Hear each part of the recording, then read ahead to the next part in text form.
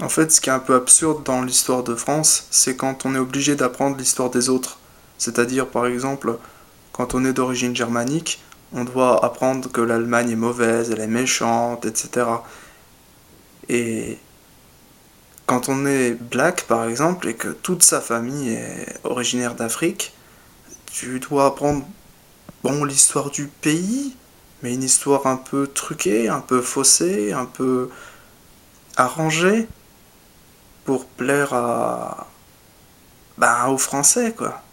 C'est-à-dire, on ne parlera pas beaucoup de Franche-Comté indépendante, on ne parlera pas beaucoup d'Alsace, puisque la Franche-Comté est espagnole et l'Alsace était allemande.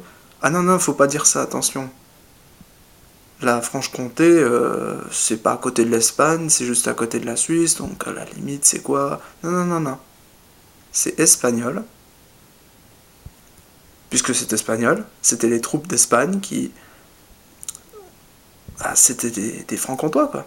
Et puis, pour ce qui est des Alsaciens, c'était des Allemands. Pourquoi? Parce que tu trouveras pas un nom français dans les Alsaciens, à moins qu'ils soient originaires de Paris, ce qui ne sont. C'est plus des Alsaciens à ce compte-là. Et quand.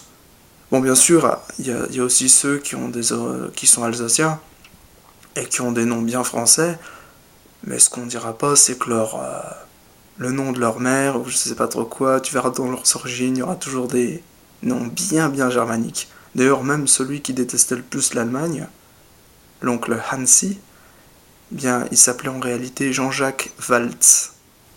Et Waltz, à ton avis, c'est français?